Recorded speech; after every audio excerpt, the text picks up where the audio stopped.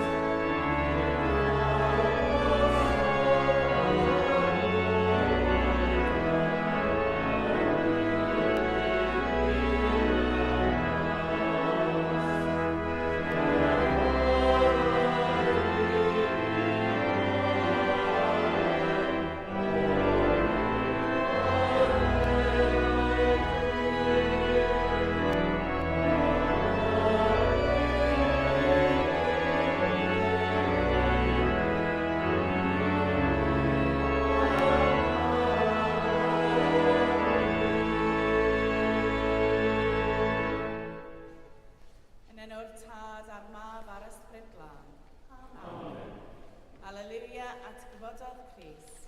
At gyfododd yn wir. Halleluia. Bydded iddynt foli enw'r arglwydd oherwydd a ochmynodd ac rhewyd hwyl. Gan gynnull i ddathlu'r Cymun Bendigaid gogoniant i Dduw, yn baratwn gan gyffesu ein pechodau. Ni sydd angen gras dolerus a chaws Duw yn gwneud yn gyfan. Ni sydd angen cariad dadlennol darbwyllodd Duw i buro ein anghyfiawnder. Ni sydd angen presenoldeb bywiol gwaredol Duw i drigo ynom anrhyddhau. Dad nefol, yr ydw wedi pechu ar efo gael a heb wneud yr un anodol. Mae'n mynd yn ac yr ydym yn wyneud gael mwyn dyfod Iesu Grist ar ei farw drosom. Mae ddeau i'n gwbl a'i ffeithio ac arwain ni yn ei ffordd fer i gerdded fel plant o oleuni. Amen. Yr holl alluog Dduw sy'n maddau i bawb sy'n wir a dyfeirio, a drygarhaw wrthych, a rhyddhau o bechod, eich cadarnhau mewn daioni, a'ch cadw yn y bywyd trefnigol, drwy Iesu Grist, ein harglwydd. Amen.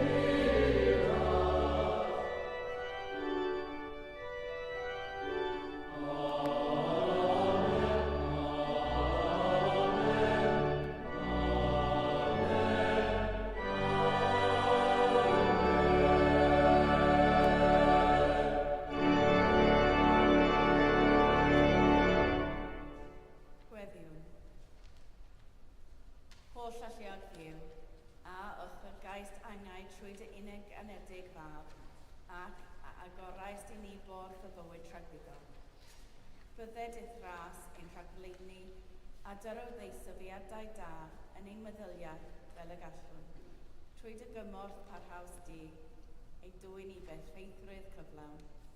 Rhies i gres dein hagwydd atgyfodedig, sy'n fyw ac yn ternasu gyda thi, yn un dod yr ysbryd glân, yn un diw yn nawr ac am byth.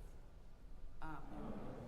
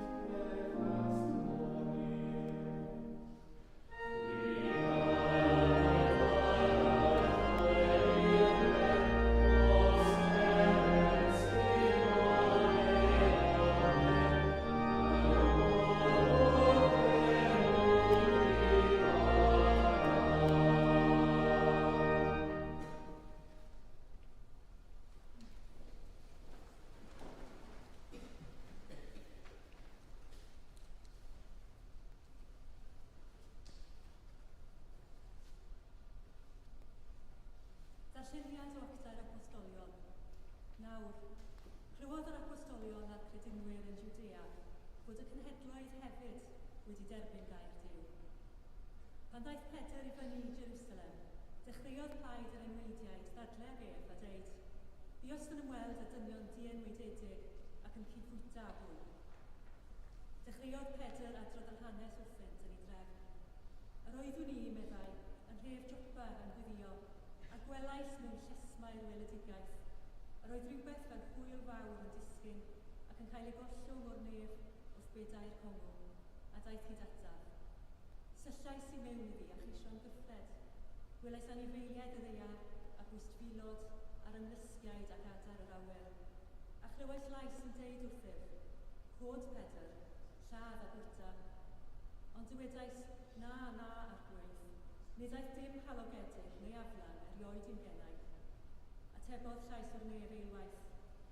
Yr hyn y mae Duw wedi ei lanhau, paid ti ei alw halogedig. Digwyddodd hyn deir gwaith, ac yna tynnwyd y cyfan i fyny yn ôl i'r nef. Ac yn union, dyma 3 dyn yn dod a sefyll wrth y tŷ lle roeddem, wedi ei hanfon ataf o Gesarea. A dywedodd yr ysbryd wrthyf am fynd gyda hwy heb amau dim.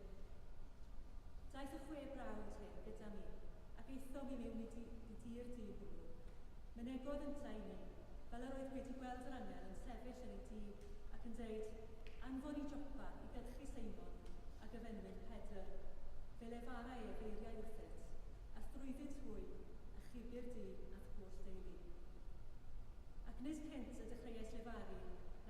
syrthiodd yr ysbryd glân arnynt hwy, fel yr oedd wedi syrthio arno ninnau ar y cyntaf. Cofiais ail yr arglwydd, fel yr oedd wedi deud, a dŵr y bedyddiodd Ioan, yn fych bedyddwyr chwi ar ysbryd glân. Os roddodd Duw yn tei, yr un rodd iddynt hwy ac i ninnau pan bredasom yn yr arglwydd Iesu Grist. Pwy oeddwn ni i allu rhwystro Duw? Ac wedi iddynt glywed hyn, bedawsant, a gogoneddi Duw gan ddeud, felly rhoddodd Duw i'r cenhedloedd hefyd, yr edifeirwch ar rif bywyd. Clywch a'i bywyd byd. Diolch yn fawr i chi. Amen.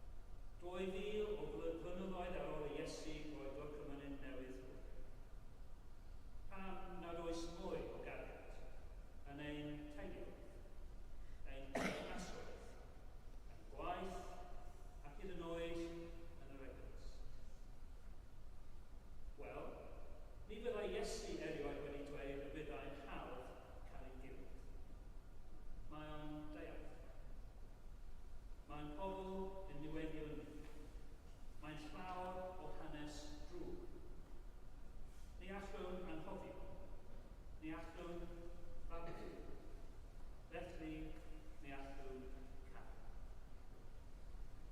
Ar ôl I gyd, roddodd y gorchymyn newydd hwn ar ôl I Judas adael I feddal ei hun, gyda chysgod y groes a ddisgwyl.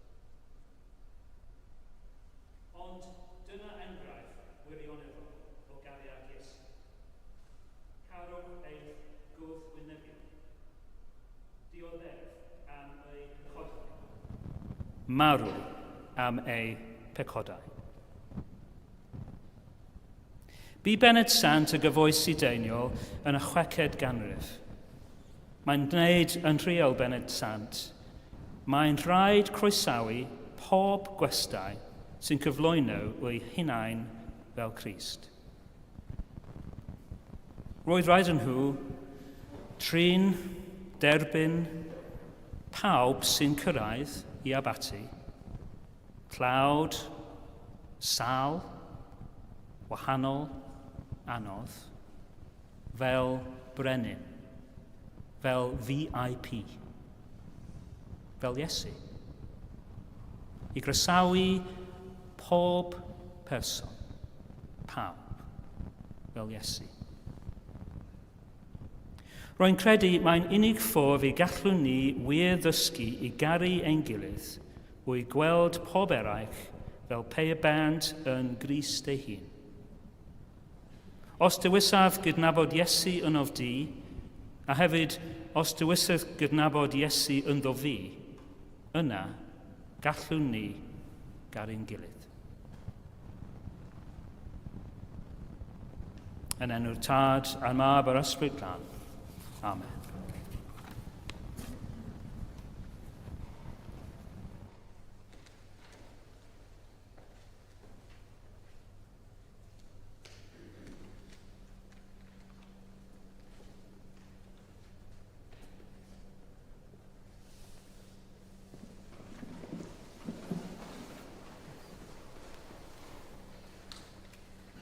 Ar y cyd, gadewch I ni gadarnhau ein ffydd. Credwn yn un Duw, y Tad a'r holl alluog, gyneithir o nef a dear, a phob peth gwledig ac anwledig. Credwn yn un arglwydd Iesu Grist, unig fab Duw, a gynhedlwyd gan y Tad cyn o holl oesoedd.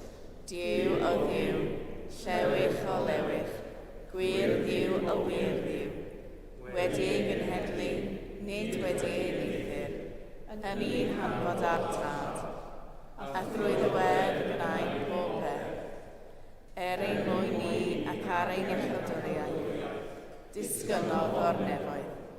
Trwy nef yr Ysbryd Glân, daeth yn gnawd o fair forwyn, a fe gwnaed yn ddyn. Fe groesholwyd drosodd dan Pontius Pilate.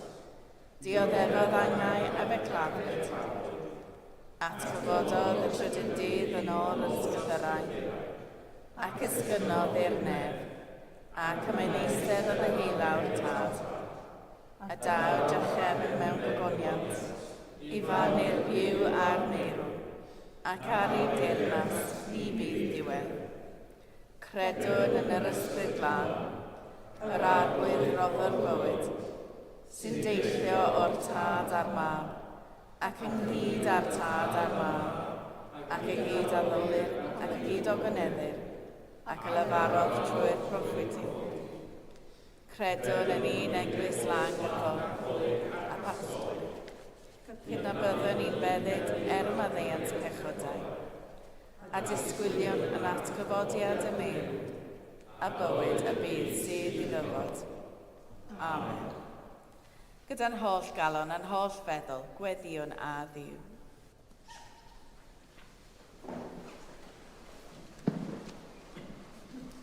Gadewch I ni weddio ar Dduw, sydd â'i dostegyn ddiball ac yn ddythol newydd. Arglwydd yn dydrigaredd, gwrando ein gweddi. Arglwydd Dduw, fe weddiwn heddiw dros y gwasanaeth sy'n mynd ymlaen yn Rhufain y bore yma. Gan weddio y bydd siwrna pab Leo, yn mynd ymlaen yn cadw gwaith da. Arglwydd yn dy drigaredd, gwrando ein. Llanwyr eglwys a gwybodaeth o ddogoniant, fel y cyhoeddir ac anrhydedd dy enw drwy'r holl fyd. Dy roddoethineb a chymdeithas i bob arweinydd eglwysig. Arglwydd, yn dy drigaredd, gwrando ein gweddi. Gweddiwn dros yr holl wledydd sydd gyda newyn a rhyfela, a fi gofyn yn enwedig am Ukraine, Rwsia, Gaza, Sudan. Arglwydd, yn dy drigaredd, gwrando ein gweddi. Bendithia ein teuluodd a helpa ni i ofalu'n gariadus am deuluoedd sydd mewn trafferthion. Arglwydd, yn dy drigaredd, gwrando ein gweddi. Holl alluog Dduw, gweddiwn dros bawb sydd yn sâl, yn yr ysbyty, mewn hosbis, mewn cartrefi ac yn eu cartref eu hunan. A bore yma fe gofiwn ni am Christopher, J.M. Jones, Arthur Idwal Pugh, Les Serafin, Tom, John Watkin Jones, Nick Thomas a Ruth Owen. A fi gofyn am pawb sydd yn eich calonnau chi hefyd. Dyr o nerth iddynt wynebu beth bynnag sydd o'i blaenau. Arglwydd, yn dy drigaredd, gwrando ein gweddi. Trigar ha pawb sydd yn galaru, ac hefyd pawb sydd wedi marw. A fi gofiwn heddiw am Richard a Cynthia Saunders Davies.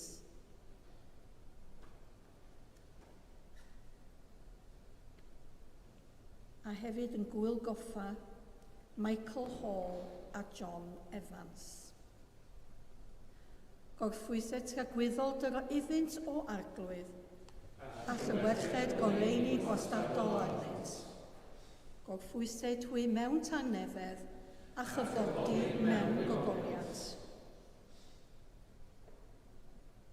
Yn llawn hyder yn y bywyd newydd a roedd Crist i ni, offrymwn ein gweddiau drwyddo ef. Da trigarog, derbyn y gweddiau hyn, mwyn dyfar ein gwaredwr Iesu Grist. Amen.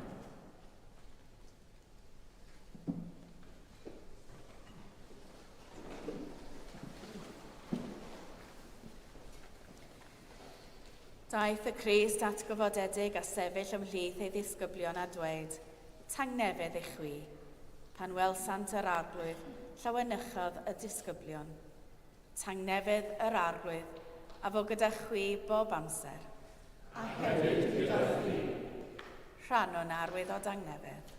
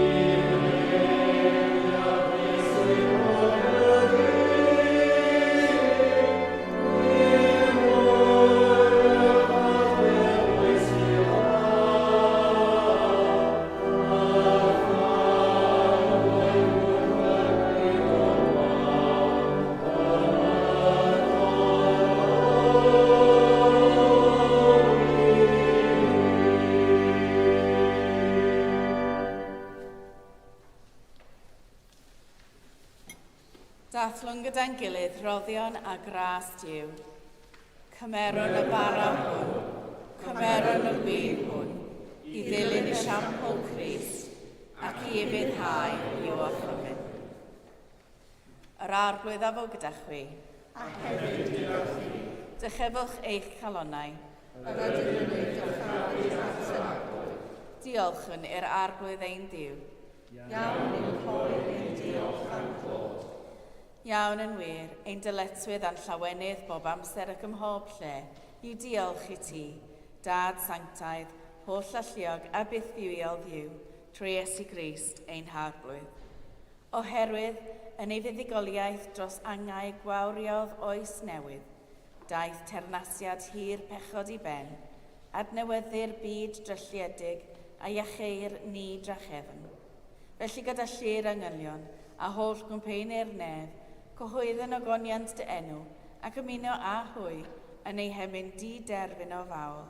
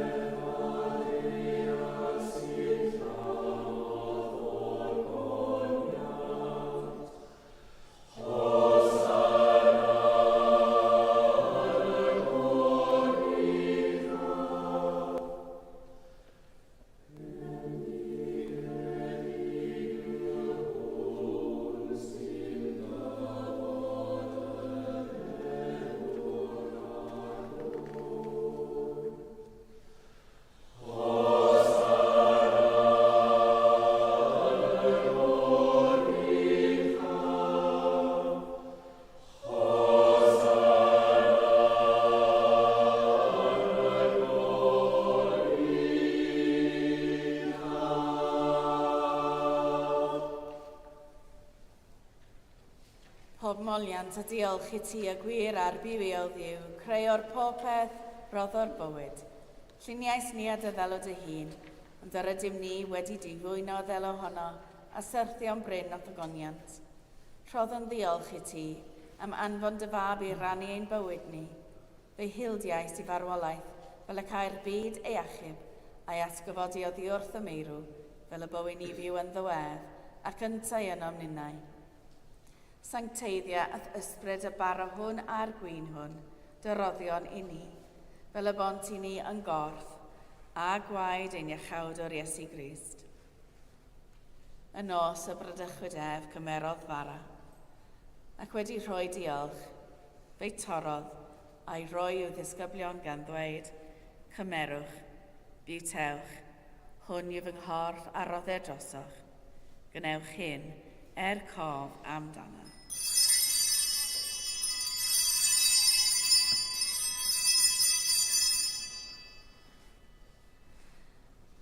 Yr un modd ar ôl swper cymerodd y cwpan, ac wedi rhoi diolch, fe roddodd iddynt gan ddweud, ofwch o hwn bawb, oherwydd hwn yw fy ngwaed o cyfamod newydd, a dywellid drosoch a thros lawer, maddeuant pechodau. Gwnewch hyn bob tro yr ofwch ef, cof amdana.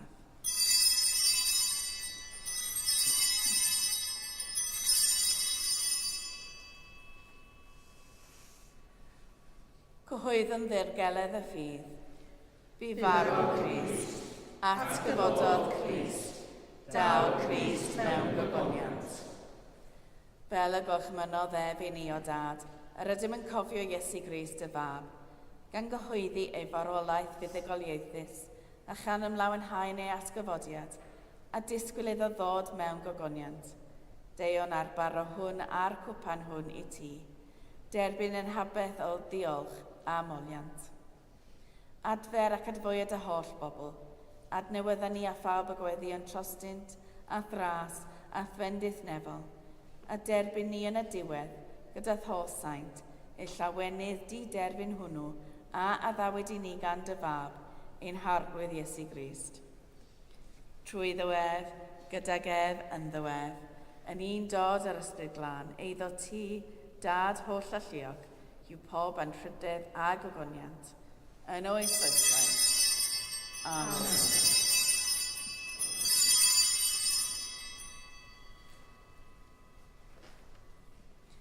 Fel y dysgodd ein iechawd o ni gweddiwn yn hyderus.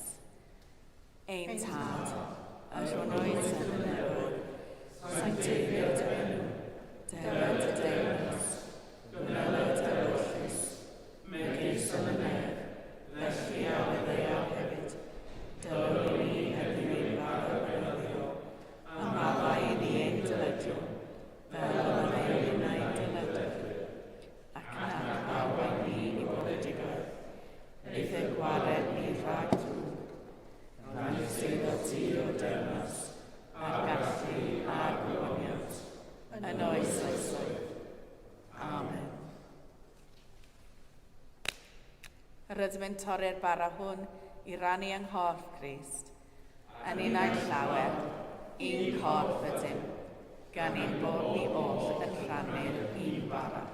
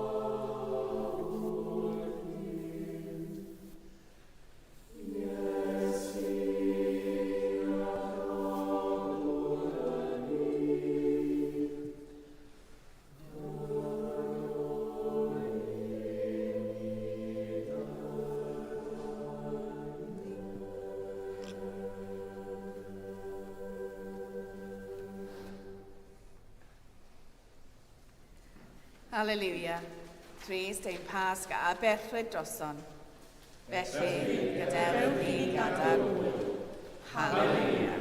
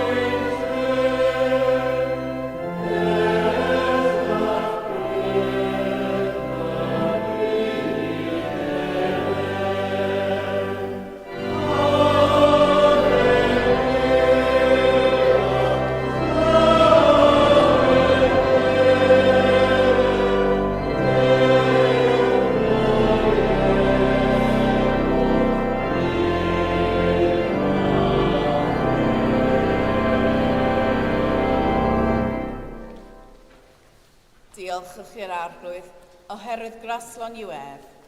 Ei gariad sy'n dragwydd. Dragwyddodd yw, dy fab Iesu Grist yw'r ffordd, y gwirionedd a'r bywyd. Caniata i ni gerdded yn ei ffordd, i lawenhau yn ei wirionedd, a chyfranogi o'i fywyd atgyfodedig, sy'n fyw ac yn ternasu gyda thi, yn awr ac am byth. Amen. Yr arglwydd afo gyda chwi.